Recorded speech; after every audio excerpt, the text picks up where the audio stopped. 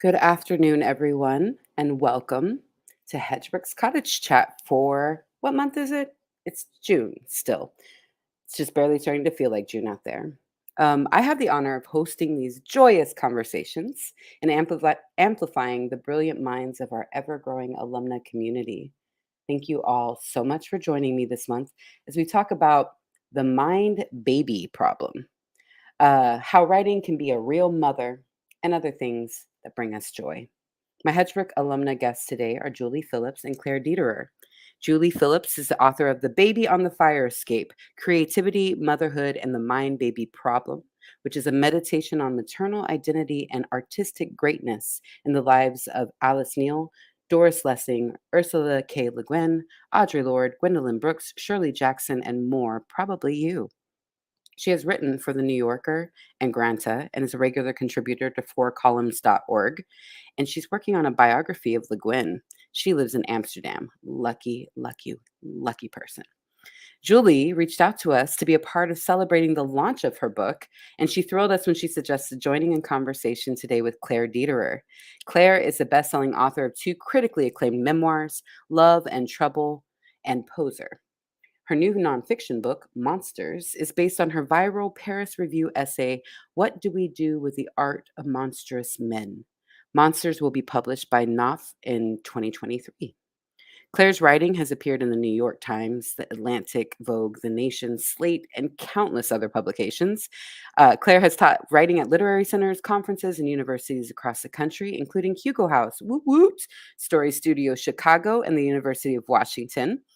She is currently on the faculty of the low residency creative writing MFA at Pacific University, and she's also led some amazing programs and has been a wonderful advocate for Hedgebrook. So stay tuned, and I will bring those wonderful writers in with me in just a moment.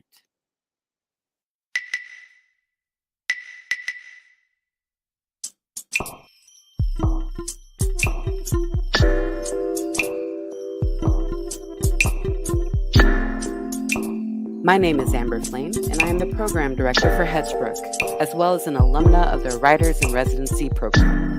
I'm so thrilled to be your host for this conversation, which is streaming live Thursday, June 16th, 2022.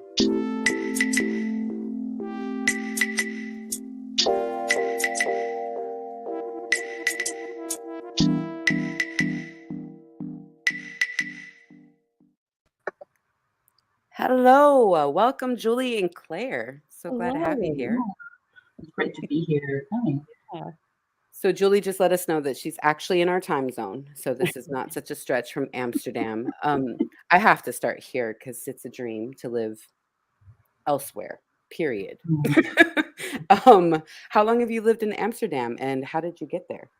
I've Can we lived there follow your path? for 27 years and I moved there for love. I went to visit a friend of mine and he introduced me to a friend of his, and that was that. It's more or less. Wow.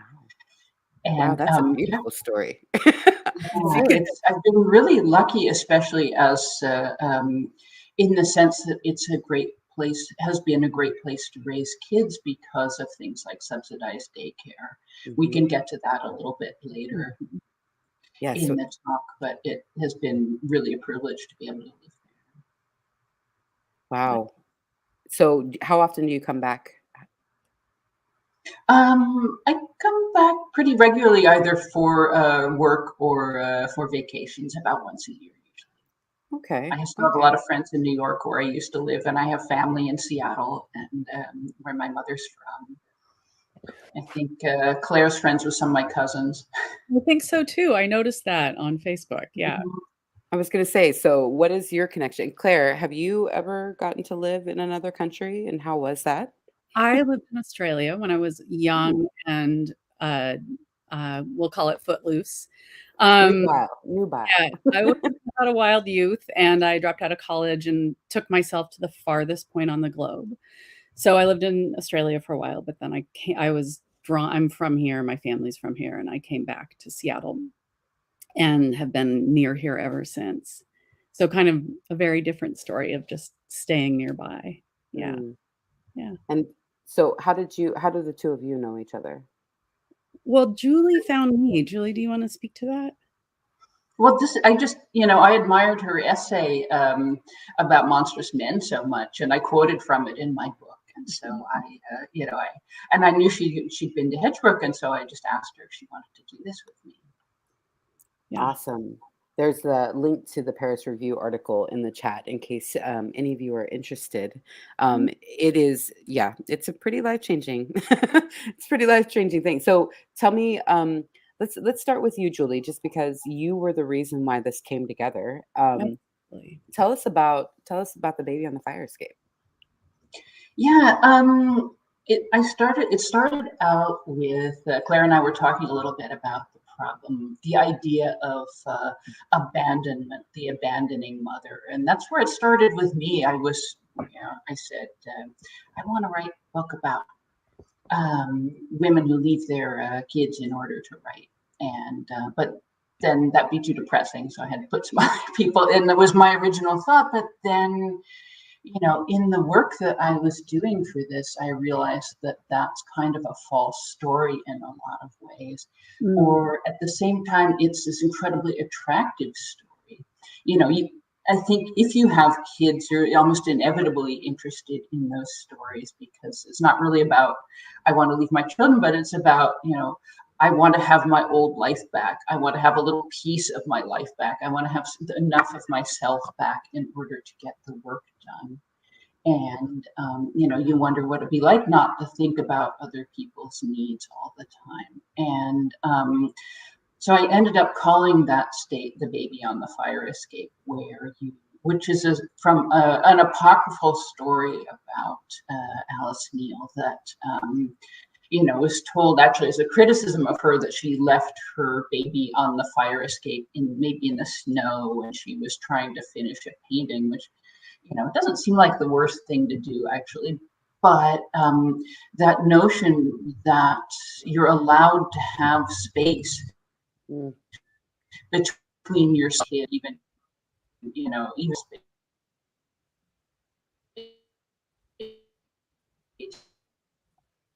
Uh-oh, it looks like for Julie. people. And so, Sorry, Julie, it looked like you froze a little bit. Was that but just me, also, Claire, or did you? No, I can't. Yeah, she froze for me as well. Julie, we don't want to lose what you're saying here. Here. There you are. It looks like you're back. Yes, I see some movement. Would you, you said you don't want to lose that sense of space, and then you started cutting out. Oh, okay. Hopefully Julie will be able to join us momentarily. I have to say, I'm drafting an extension of a short essay that I wrote called "Motherhood is Shit," and it's about the story it starts with the story that I share about my kid who's going on 13 now, and how in the potty training days he once painted a picture. Oh, we lost Julie, but we'll get her back, I'm sure. We'll re-enter and it'll. Yeah. And he painted a picture with his poo, on my wall, and that not just once. And him kind of being like, "Do you have to share this story?" And it's like, "Yeah, actually, I do." Oh, here's Julie. Let's see if let's let her back in. Oh, good. Thanks. Yeah, the internet cuts out. There's not, they don't have a lot of broadband here on the Long Beach Peninsula, so where I'm totally staying. Understand. Totally understand. I was just explaining to Claire that I'm working on an essay right now called "Motherhood is Shit." And it's about so you're resonating so deeply with what I'm saying. Like the job itself is trash. It's not. It's 0 out of 10 stars. Do not recommend. No matter how glorious and wonderful your child or the experience of parenting is, motherhood itself is pretty. It's a no good job in a lot of ways. Yeah. But you were talking about Alice Neal and the origin of the title of your book, but also the recrimination I think that people face when they need space to create. Right, or the way that gets framed as abandonment, no matter how big. Exactly, and that guilt that you yourself feel, and I just kind of wanted to stomp on that sentimental side of mother love. I remember I used to take the kids to daycare, and then I would go to the office and I'd sit and think about the kids, and I would think, you're not doing them any good thinking about them when you're not there. Be a good mother to them when they're there, and when they're not there, put them out of your mind. Mm. Yeah, I think that's something I also was writing a lot about abandoning mothers, and that Mhm. in my new book I'm working on, it just kept growing. It was this chapter. It was interesting that sorry, there's a seaplane going by. Of course. But that was, you were talking about how it was something you sort of couldn't leave alone, the idea of the abandoning mother. And that's the chapter for me that just was like 10,000 words, 20,000 words, just kept getting bigger and bigger. And this kind of idea that when you make that space for yourself, when you put the baby on the fire escape or do whatever it is you're doing, the concept of it as abandonment is like it's a gradation issue, right? Hmm. Is it abandonment to move away? Is it an abandonment to go to work? Is it an abandonment to have an abortion? Is Hmm. it, all of these things can be framed as this perceived failure of motherhood, which is kind of twinned with abandonment, because that's the Right, word which play of. makes it clear that it's really, it's completely subjective, and it's a tool of the motherhood police in a lot. It really rests on the idea that women choose to go to work. So there's a Mhm. whole world of working women whose experience is invalidated because their work is an abandonment. I mean, it just doesn't, Mm. and yet there's that feeling that you're being judged for it.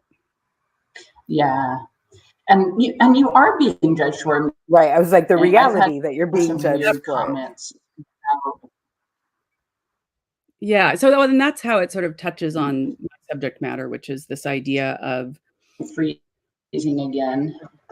Oh, you are freezing again. Sorry, go ahead, Claire. You were saying it touches on the Sorry. idea of. want to lose Julie.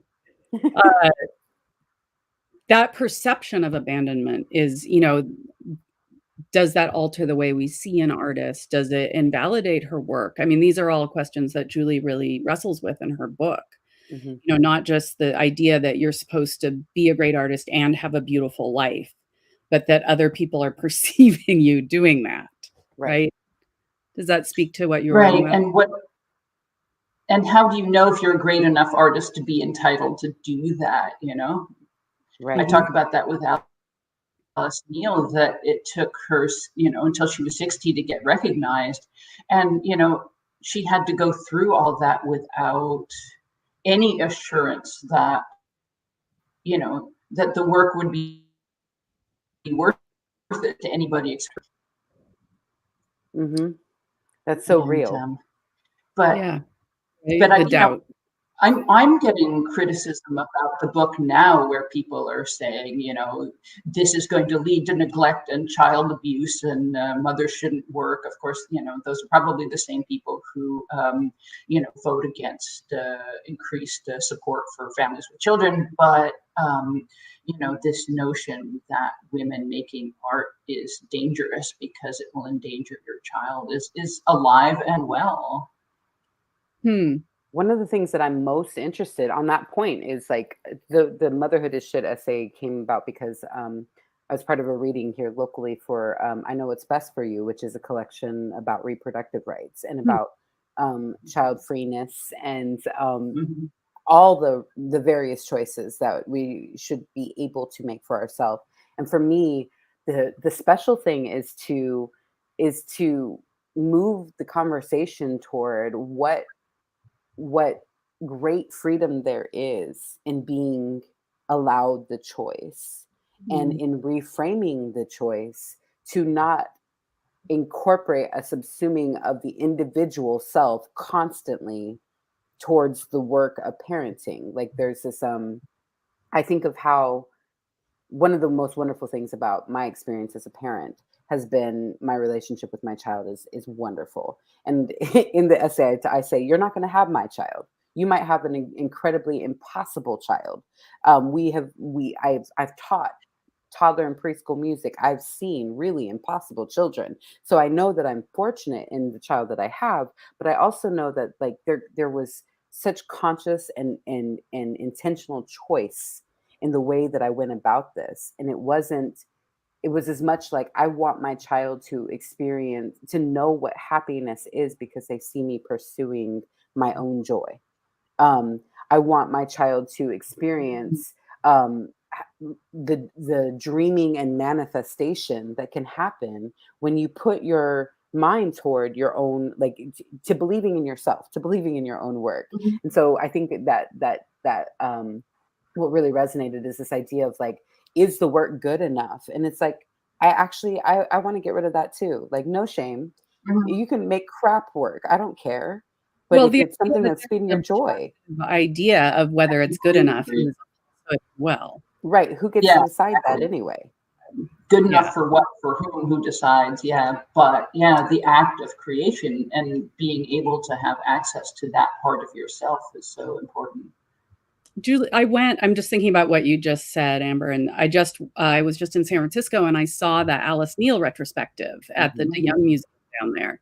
So I was thinking of you and your book a lot. And I was thinking about how, her work exploded in the 70s. And it was this really interesting, like the work changed, her recognition changed, and the world changed. There were these Right. liberation movements that she had been sort of living as part of because she had such an unusual life. But then suddenly, sort of the world caught up to her, and she was Yeah. painting these gender nonconforming people and all different kinds of people in this really intimate way. And I just keep thinking about your word joy. There's this incredible joy in the work. And then there's this like Mhm. parallel story where she's painting her children. And then you're like looking at the show, you're sort of imagining her children observing her life in exactly the way Amber was just talking about. It was quite moving. Mm. It's just an observation. It was really, really interesting to see all the paintings of her sons, especially. Yeah, and to have that be part of their life. And they loved having that be part of their life. They loved their cool painter mom. And Exactly. it was her daughter who was told by her aunts who raised her that was wrong, and that she was wrong to be a painter, that she should have been a mother, that the aunts were good because they were better mothers, she was a bad mother and she didn't care. That was so destructive, but that's their story. That's not the true story. Yeah. And even if it is the true story, it's just one of the true stories. There's Hmm. other stories as well. And I think that there's more and more. As you were saying, talking about the aunts, I was like, well, that was the village, right? Raising the child. That was the village coming through in ways like I don't have to have all the skills. I just have to know people who have the skills. And as we step Hmm. more into the world where it's like, wait a minute, I have choice. I have agency here. If for nothing else than to ask for help and to learn Hmm. how to ask for help so that I can create space for my whole self. But I think I always go back to and the mind baby problem. I always go back to what do I want my child? My child's going to see the mess, is going to see the dirt, is going to see the bad habits, is going to see, how much I drink, when I drink, and what I drink, and is going to have their own opinions about it. And I really can't say whether they're going to walk away from this experience going, my mom was a good person. But I so the thing I can say is that my child will walk away saying my mom was a whole person, a Yeah. whole being. And where did we learn to slice and dice ourselves? Patriarchy, of course. Like and why aren't men required to do the same? Because because patriarchy, right? So there's so much that Mhm. goes back to like the younger generations are shrugging off this idea that this is the path toward womanhood or towards Mhm. maturity even, that you settle down and you have a partner and you have kids and you do that life and you prioritize that first, and then any other dreams you had you either did before you did after.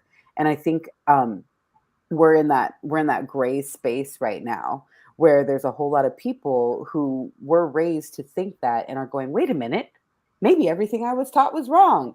And that's like its own identity crisis. But then there's like, that means that we're raising up people who are like, that was wrong. I can be Mhm. a whole self. And my whole self might Yeah. not include birthing another child or caretaking at all. I might Mhm. not be suited for caretaking. I have a pretty firm belief that there are very few Leos who truly want to be moms. And I have a Leo child, and I'm just like, maybe you don't want to do that. Maybe you don't want to parent. Maybe Mhm. there it's okay to decide that you are going to be selfish.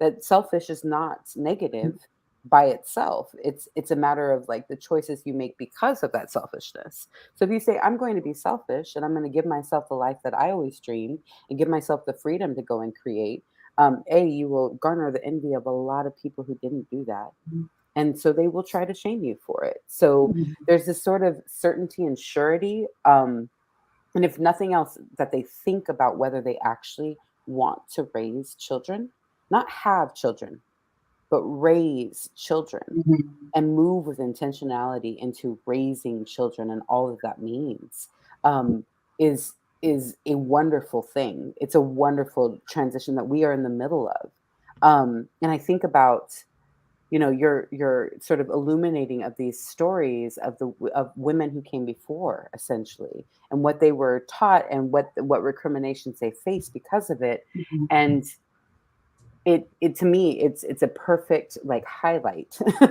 of our understanding of a new Mhm. way of being now. We Yeah, I mean, can be in a in new some way. ways, I think, going into it very intentionally it almost makes it harder in a way because then you just judge yourself or you get judged for your choices. The more parenting becomes a choice, the more that choice gets judged along with Of everything course. else. Well, So it's like, okay, what do you so do about judgment? How do you deal with judgment? Claire, you were saying? oh no, just the sort of that idea of the chosen child and the companionate marriage and all these ideas of agency that still Mhm. end you up within this structure that is, I mean, Lessing wrote about beautifully, but this structure that is very hard to navigate in as a free person. And Mhm. then you're sort of coming into it with this idea of choice, and yet, oh, I'm still constrained by these things. And I do think that the kids seem to be critiquing on a deeper level. And I was just texting with the writer Kim Brooks, and she was saying, I'm noticing that my mother friends are far more radicalized than my friends who are not moms. And I think part of it is Mm, I do think you start to critique more and more larger systems once you see how they're shaping your experience, but also Mhm. my kids are really radical, and so I'm Mhm. in intimate contact with the perspective that Amber's talking about, and that, I'm really grateful for that. I do see that transition occurring, which I is very think the thing about judgment is judgment doesn't sweep my floors or wipe the baby's bottom or go Mhm. buy groceries or make lunch Mhm. at 5:30 in the freaking morning when I don't even want to be awake, much less making somebody else's lunch. You know what I mean? Like I think Uh-huh.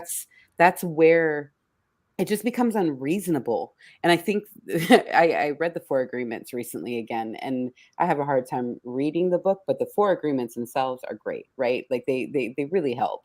And I think I kind of chuckled because I was like, this is becoming so like duh now. Mhm. I'm like the last of the generation that is going to be like, whoa, mind blown by these concepts. But like, it's not about you. It's not about you. You Mhm. don't have to do this work. And Mhm. so if you want to judge the way I'm doing this work, then you can decide to do it differently. And I think that's, when it comes to gender, when it comes to sexuality, when it comes to so many choices and decisions and presentations and life paths that we carve out for ourselves. There's a freedom that is being unleashed, and I really love that you're writing to an audience to free them. That's what it feels Mhm. like to me. I It hope feels like, so. I yeah, a mean, step in to some ways, joy, I think, right? motherhood can still be a really conservative force. I mean, Totally. it draws you back into all these structures that you thought you'd gotten free of when you were younger, and all of a sudden you have to deal with the neighbors and you have to deal with the Right. school, and everybody on the playground is judging everybody else, including me, because I'm not a saint. And you and I think about how things like, the resistance to desegregation was run by mothers who didn't want who wanted a better schooling for their children.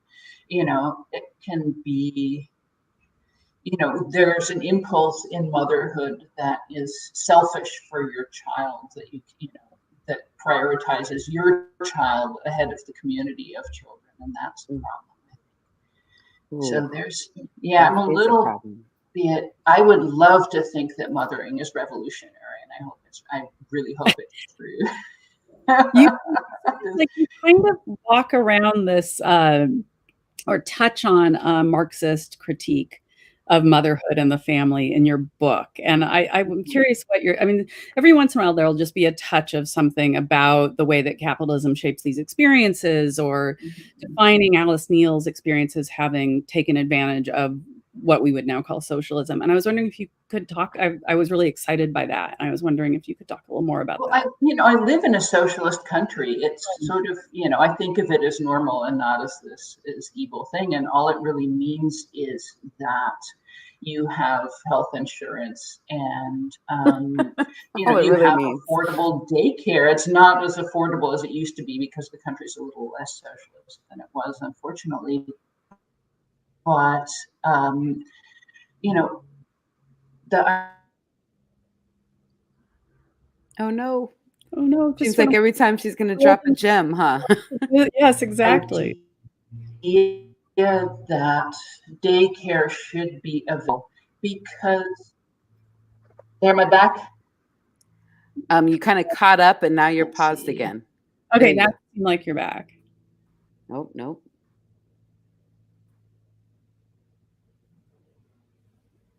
Oh, oh no. Almost. I'm wondering, Julie, what if you try turning off your video? And we did audio. There. Hey, Oh, all these can you hear little me? snippets, and I'm like, did you? Yes, we can hear you. Yes, we can hear you. And now we cannot. I promise Mercury's not in retrograde. It's supposed to be clear and No. good. Oysterville is, It's a little remote. exactly. Yeah. How do you feel like you're writing? Because you write a lot about this. That's part of the reasons why this felt such like a good pairing. Right. How do you feel like your writing has evolved around motherhood and its perception in society, really? Well, I think that when I wrote my first book, Poser, it was dealing with this kind of yoga story, but it was really a lot of it was about a critique of sort of white liberal motherhood, and the way that kind of what Julie was talking about earlier, like the way that it consolidates its own interests. I mean, these are Mm, the larger political ideas that were animating the book, was like, oh, we have this political energy, and now everybody who's this certain kind of mother in early 2000s Seattle is taking all that political energy and putting it in the four walls of their house. And it's mm, about making this choice and that choice, and having the wooden toy, and having carpets that off gas, and are you recycling, and are you doing everything perfectly? And so the first book, like, I really was trying to write toward a critique of that kind of inward gazing political impulse. Does that make mm. sense? And I feel like I almost felt like it got read a couple times as saying I thought that was a good thing. So it Oh, was really interesting interesting. to, Yeah. like, all my books in a sense have come out of a polemical impulse. Like, I'm a person who really has strong political feelings. And even though the first two books weren't overtly political, they're animated by that. So my ideas about motherhood were like, is it really good for us to be, siloed into these homes where we don't have the web of care for each other, right? I mean, Right. that's kind of what I was trying to write about, and what happens to you if you're mothering within that context. And also, Mm. what happens to your politics? I mean, I didn't ask that question in the book, but that's what I'm left with now, right? Like if that sort of if that thinking about other people becomes so secondary.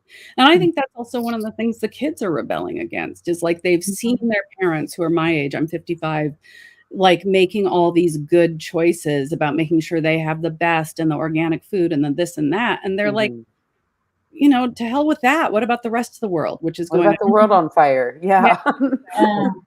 So, you know, I've lived long enough to have my children tell me how to do better, right? And Mm. right now, I kind of feel like it's a little bit my job to listen. I've lived Um, long enough to have my children tell me how to do better. What a line. Ooh, it's not always so comfortable. But anyway, no, it's that's incredibly uncomfortable line, actually. they, They fix your electronics though. they do Ah, a lot of great things. They fix my electronics. They tell me jokes. They're very fun to have Oh, around. it's great. I still find them cute, you know. don't you love the Yeah, I get moment? so much of the world, so much of the world comes into me through them. It's For really, and I love sure. seeing the world through their eyes. And Right. there's things that you wouldn't notice, you would, or even you would ignore if it weren't for, like, I would know nothing about TikTok at all Hmm. if it weren't for my kid. And my kid has just peaked into the age where they can do the like historical roasts where they like bring up stuff from the past to like make a joke about you. It would be like, oh, you mean like the last time, like that kind of those kind of Amazing. snarky remarks. And I'm like applauding. I'm like, you made it. You Hmm. made it here where you can bring up Right. history and we can laugh about it together. And those Yeah. little asides, like where they get their little snarky humor, and you're like, oh, look at Yeah. you coming along nicely. Very underrated age. Yes, I love it. I'm enjoying it. Yeah. Yeah. Yeah. Oh, it's Julie, great. you Julie, you were talking about What I was, knowing the oh, no, am I necessity. cutting out again? Oh, go ahead. Sorry. Yeah, I was going to talk about daycare a little bit. And Yeah. yeah, because just the idea that, you know, you should, what they're saying, if you have subsidized daycare, is you deserve to have time. You don't Mhm. necessarily have to work for that time. During that time, you can do what you want with that time, but you as a mother deserve to have X number of hours in the week for yourself. And that's really powerful. That's really permission giving, I think. Go Yeah. ahead, I Jen. think, yeah, you touched on the idea of time elsewhere in your book, and you Mhm. kind of talk about the idea of how, you know, capital wants time to create money, right? And so that creates a force on the artist. And if the artist can Hmm. escape that dynamic, is there a freedom on the other side of that? And I thought you gestured at that in your book and talked about it in the final chapter, right?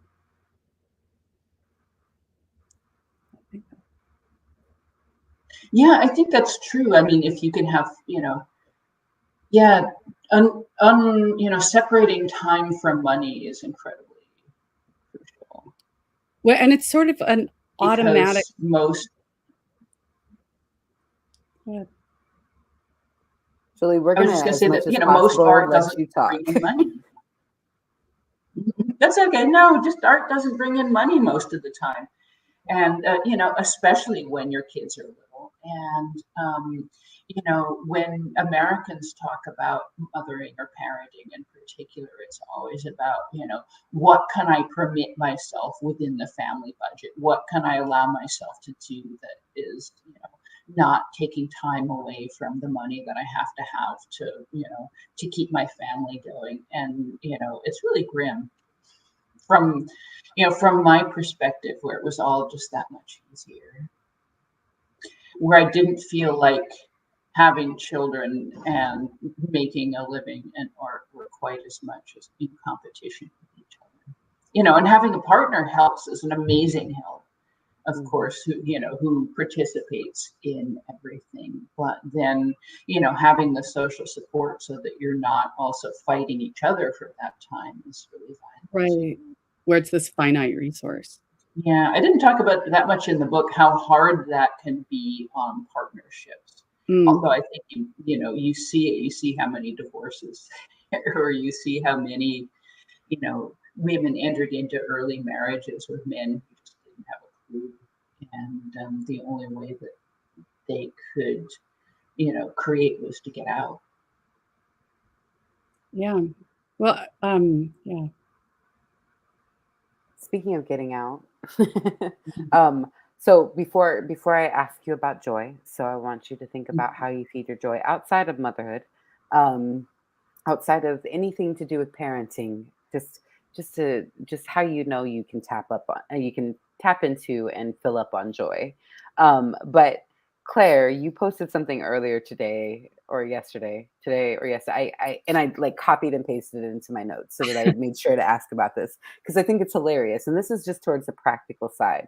So really the bigger question that I'm asking is like, what do you wish you knew before touring, before publishing, before agents, before any major milestone with bringing your work into the world? What do you wish you had known going into it?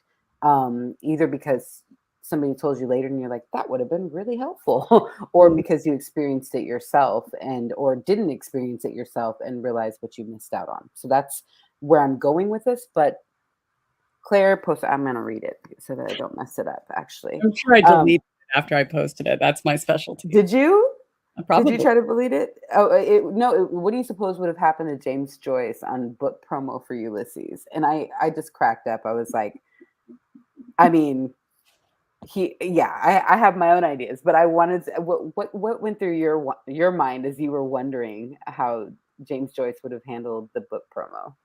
Well, I specifically said what would have happened if James Joyce would have had to go to a book club for book promo for Oh, promo. I missed the book club part. Yeah, Okay. and so it was, and book clubs are great, but if you publish a memoir about sex and like difficult feelings, which my second book was about, and you go to book club, they just worry about you, right? And in a really diminishing way. And it's like, are you okay? Are you still drinking? Are you in therapy? Like all these questions. And it's like, I'm the author. This is my narrator. This is her story. We could talk about her. We're not going to There's a remove. me, right?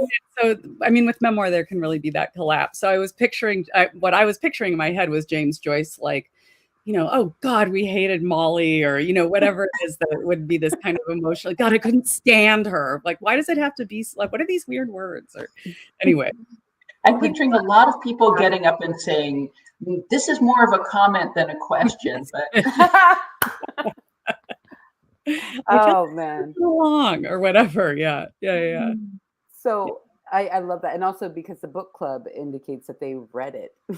They read it, Right. not just coming here and hearing whatever little excerpt you decide that is presentable to the public. That's right. But they've read it, they've discussed it among themselves, and now they might have some suggestions for you. I just like had a whole like spin out moment when I saw that. I was like, that's Me hilarious. too. I was laughing. I Yeah. wish we had the addition of Ulysses with author questionnaire in the back, the book club questionnaire. What is Leopold think when he says? Right. Yeah. So when they elucidate the withholding, yeah, like right. A little teacher's guide for implementing curriculum. Okay, so back to the question at hand, which is what is like give us a gem or a truth or something that you just wish you had known beforehand, or a warning shot, if you would. Julie? About writing or about motherhood? What do I wish I'd known about That's actually a motherhood good question. going in? I didn't think it was going to be as much fun as it was, I have to say. Especially in the first years. I did not think I was going to, other people's babies are really like, diminishingly, tinily interesting in comparison to your own baby, That's true. obviously. And, and that you have to develop two new relationships. You're developing a relationship to your baby, and you're developing a relationship to yourself as a mother. And those are two different trajectories and two different things, and they don't always go together. Sometimes they diverge, and sometimes you like the one and you don't like the other. Wow. Yeah. That's so real. Thank Very. you. Yeah. I'm like, that's spinning me into some I know. thoughts, man. You're right. And it Yeah. feels like there's some aspect that is expected to be kept on the shelf. And then your kids get to a certain age and you're like, oh, I gotta take this off and dust it off and see if it still fits. Like there's a piece of that. Um, and I feel fortunate that I reminded myself that I didn't have to put it on the shelf. Repeat it. I did Mhm. multiple times because that's what we're taught to do, but I kept pulling it off the shelf. So I feel less lost than I would have been if I had just been like, oh, when they get to a certain age, then I'll resume living my And life. I didn't know how hard it would be for them to be less dependent on me, that Mm. to lose that self, having gained that Oh. mother self, even by the time they were like 6 and were, Mhm. didn't need to be. Yeah. Oh, I'm sorry, you cut out. I It know. reminded me of a memory of my kid potty training and being like, "I have to wipe my own butt every time?" It was like I the did that. outrage. And me being and then another post where I was just like, "Oh no, my kid it wants to sleep in their own bed." And I'm a little in my feelings about it, but trying not to project it onto them so that they could feel secure. And by the time I finished writing the post, the kid was it was like, never mind. And that's its own reward, right? To be like, oh, I am helpful. I curate this life, or I provide in these ways, and the turning to you like a sunflower, like you're the sun and they're the Mhm. sunflower. It's beautiful, beautiful experience, and it does go away more and more. Hmm. Mm. What about you, Claire? I don't know. I was thinking more about the writing end of it, and I was sort of this thought was Mhm. coming in my head when Julie was talking earlier about childcare and how it buys you, how it creates that not buys, see, there's that language again, but Mhm. Mhm. it's this time for you to work. And I don't want to be a shill for Hedgebrook, but when I came to Please, Hedgebrook, Shill. away. When I came to Hedgebrook, I was a young mother and I had been a journalist for a really long time. And I was working on my first book and I had made a living as a freelance journalist, which is like a freakish thing to do. And I was like very focused on finishing my book and getting a certain number of words done and like meeting these goals all the time. And I went to dinner at the farmhouse table and I was seated across from Cherie Smith. Have you met her? Mhm. Amazing novelist, and she just looked at me with these giant like these eyes that were just like had seen things that day. Like she obviously was like in this fantastical world she was creating, and I I really felt like suddenly I was seeing this person who was an artist as opposed to like what I perceived myself as, which was an earner and a journalist and somebody who did this work to get stuff done. So I could support my kids, so I could, et cetera. And I was looking at Cherie and she was looking at me with like the unknowing of the artist. She was totally inhabiting that space of not knowing if it was good or bad or whatever. And that experience of stepping into myself as an artist as opposed to a journalist or a worker was really difficult for me. And I feel like everything good that's come to me in my writing life has come from that impulse, that trusting of myself and working in that different way, working with less knowing, allowing myself to be an artist. And even things like how I've published, like it's informed all of these practical parts of my life where I'm like going out with a really difficult book, but I'm like, I've kind of written it as somebody with an artistic vision rather than like a journalistic to-do list. Does that make sense? Mhm.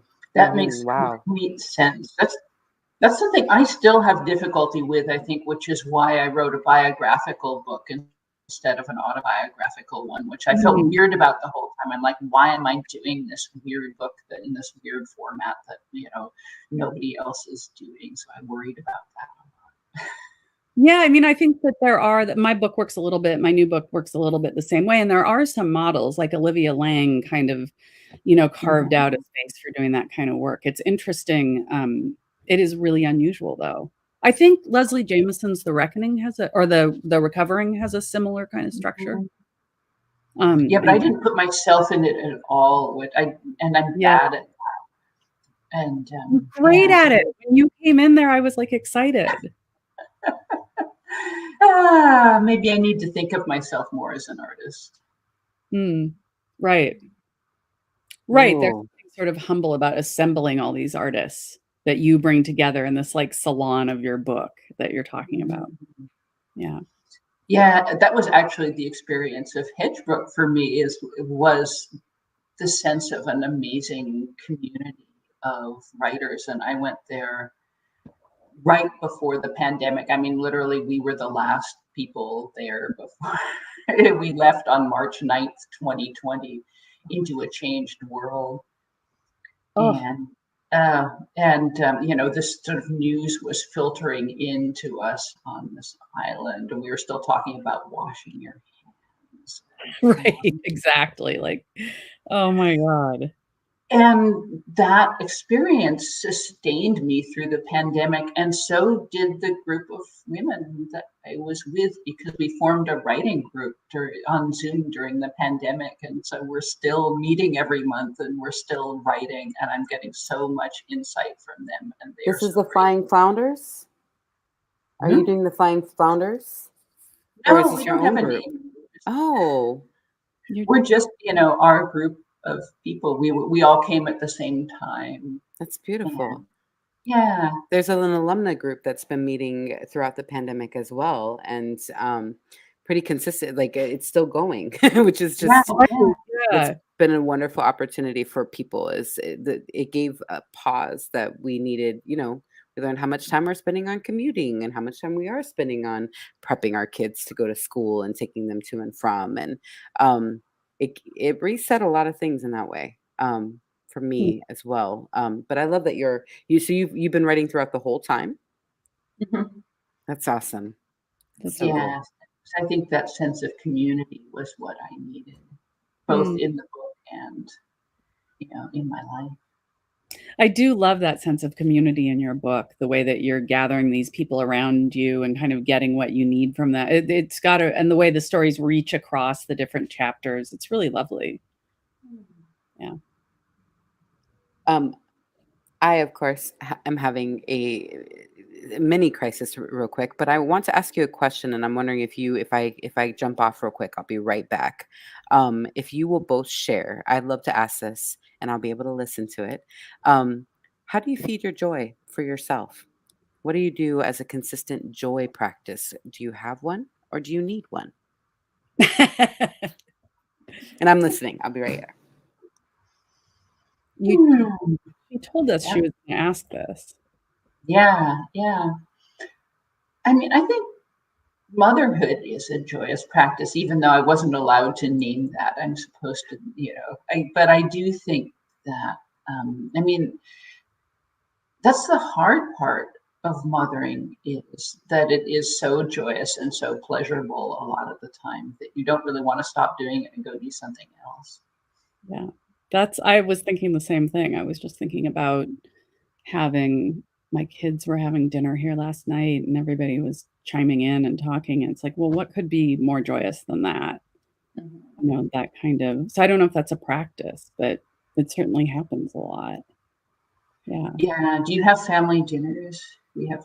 uh, Yeah, well, my kids are grown up, so but they came home last night to have dinner. But Oh, nice. do you go how old are your kids? They are 23 and 20, but they're both Mm. studying close to home. So the 23-year-old still lives at home, and the 20-year-old sort of breezes in and out. Um, and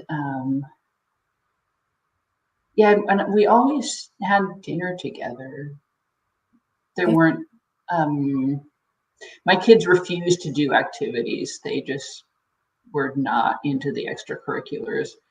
so you And I don't was, the I running was, around after Yeah, so we had the evenings every time, Hmm. and just eating dinner together. One of the things that I was, I think, most weirdly judgmental about in the writers in my book, and I tried really hard not to be judgmental, but there was one writer who like didn't really feed her kids vegetables. She just sort of fed them fried potatoes and fried eggs all the time. And I really don't want to be judgmental about how people eat, but somehow, like, I think that putting a vegetable on the table makes me feel like I'm on the, like clean underpants and vegetables for dinner, like my, Right, your baseline. post. Yeah. Oh, what about you, Amber Flame? Oh, Hmm. I sing for joy mainly. Really? Oh, sorry. So sorry. Fine. Yes, I do a lot of singing for joy. That's my main joy food these days. But I love that. Clean underpants and vegetables. It seems sometimes like a an achievable goal there, Julie. I'm just saying. Yeah. Yeah. But it's great. It's so wonderful. Thank you both for sharing. I have to let you all know that though our time is coming to an end, you can revisit this conversation. We're also going to clean it up a little bit and get some more thoughts from Julie on this um, on our YouTube channel. And I hope to see both Julie and Claire leading some of our programs soon at Hedgebrook. Thank you both so much for being here, for sharing. Don't forget to check out Julie's books, The Baby on the Fire Escape, Yeah. because Julie's book, and you're going to have readings soon, aren't you, Julie? Can you tell us a little bit about the next reading you Yeah, have? I've done readings already, actually. Which I have to say, one of the things that having children is really good for is you get really good at reading aloud. Hmm. It's true. It's true. I love And I reading did out that loud. with my kids for a long time. So I was, you know, I hadn't done it very much for a long time, being at in-person readings, going out Right. and talking to people. And I just, the energy of doing that and just reading parts of my book out loud was really great and really wonderful. And I kept sort of saying, okay, is that enough reading? And people kept saying, no, no, keep going. So I think everybody was really kind of craving story Yeah. time. Right. Having that oral experience. Yeah. Yeah. Hmm. So have you done mostly in-person readings? Yeah, I've just done a couple and one online one because they're a lot of work to organize, and they work best in places where I have cousins. So I know for sure that like Seattle, so I know for sure that a gang of people will show up. That's right. That's what cousins are for. Yeah, Yeah. yeah. Hmm. But I'm so sorry that I got distracted by the by the family crisis. Hold on just a moment. No problem. Alyssa says she missed yeah. 50% of the event because her kids were screaming for every 5 minutes. Listen, Um, this has been the first one where I was like, "Oh, back and forth. Okay, that's great." Motherhood, lovely, lovely You're right. thing. That's the idea. The world's not going to explode if the two things touch, I think is one of the big takeaways of Julie's book. Yes, right, right. The whole thing can yeah, I explode. think You got to that's very really true. closely Yeah. align them, but not touching. Yeah. Mm. Okay, so Julie will be on the West Coast for a little bit, so definitely check out her next reading. Claire, do we have work coming from you soon? My book will be out in a year. I'll keep you updated, or it'll come out in April of 2023. What stage are you in? Is it edited and everything? We're just about to go into copy edits. I'm doing end notes, which are Mhm. hard, and I'm being a baby about. Oh, ow, ow, Any advice ow. you want to email my way, I would be happy to receive because I've never had them before. Right? They're And old no, hand. oh, you've never had the joy. Oh, speaking of non-joys, that's definitely one. Yeah, yeah. So that's where I am right now is doing notes, Even but I have though a copy and date. Yeah. you have the Why good are notes so fortune to hard? get to use other people's words, which are often really kind of Yeah. amazing. Yeah, I'm really excited about that book. Thanks. Thank you. I'm excited about it too, and a little nervous. And a little nervous because you have to do notes. Is that what I came back in on? For starters, and people, I predict a lot of yelling at me on the internet, which is like, Yeah, it's did fine. you find it kind of scary to write about motherhood? I think that helped. I found it, and I was writing a very neutral book, and even then I felt like saying anything about motherhood just activates some anxiety reflex. Yeah, I think the writing about motherhood really paled next to writing about Woody Allen. Um, Mm. those Well, the really, whoo, boy. There's the people that are for Woody Allen and against Woody Allen. They're all just Mm-hmm. a lot. It was a lot of like special accounts set up to attack me. Just wow. like it's like a lot. I So, bet, yeah. you know, so motherhood, yes, but Woody Allen even more so. But whatever.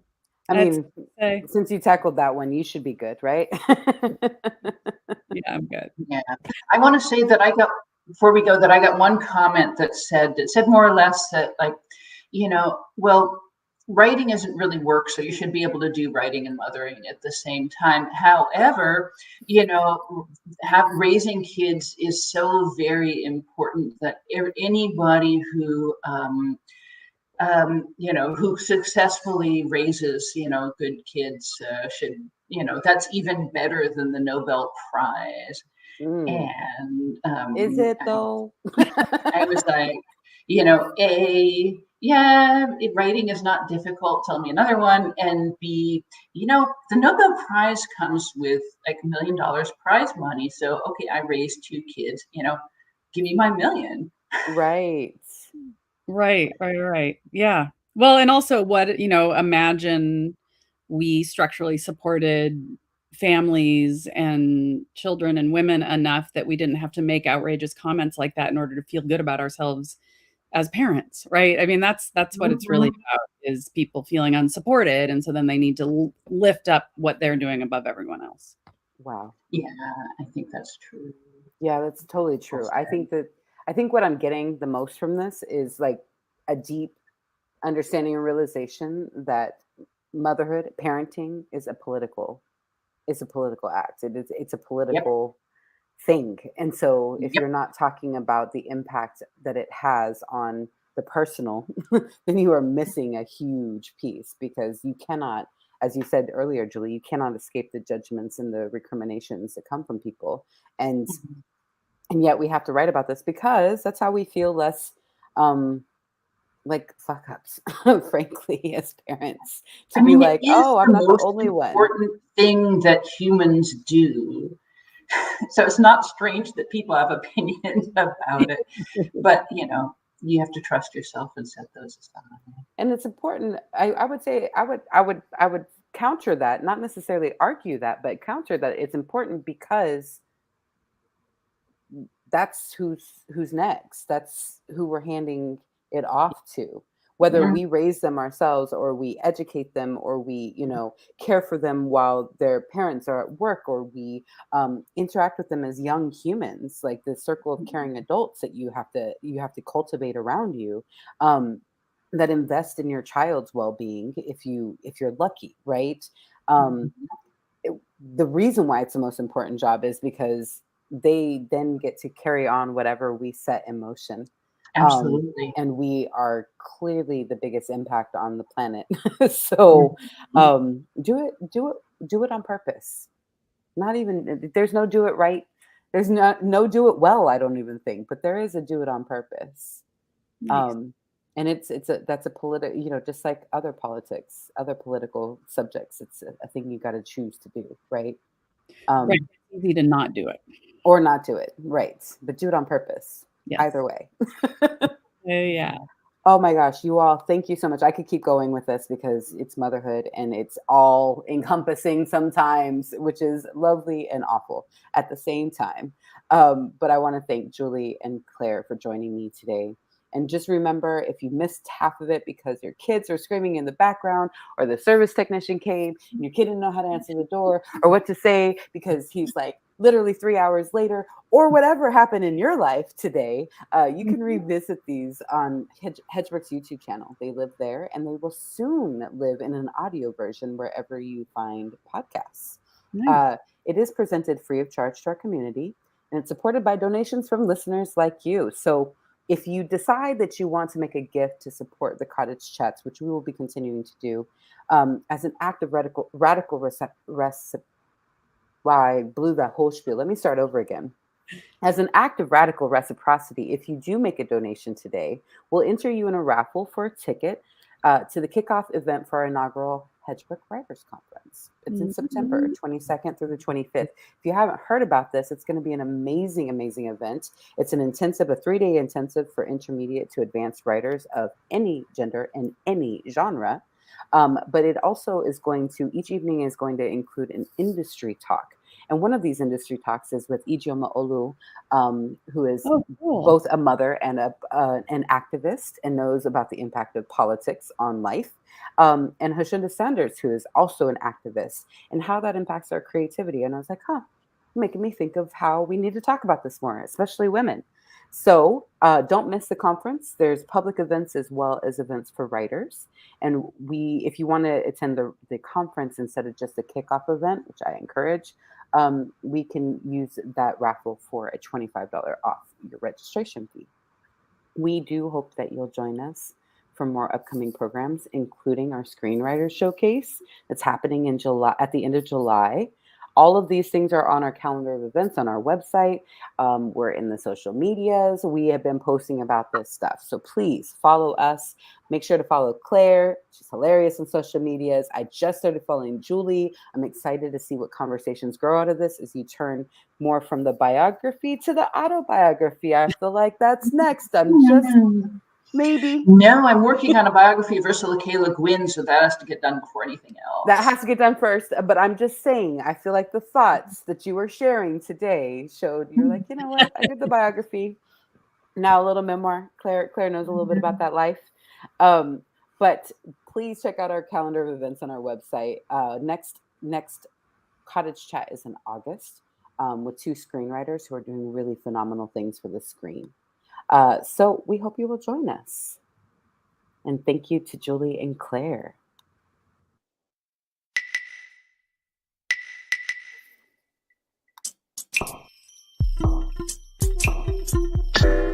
Don't miss our next Cottage Chat with Jane Barr and Sonia Perryman. They are both experiencing some exciting recognition for their writing for the screen. We hope you'll join us right here on Thursday, August 18th at 4 p.m. Pacific.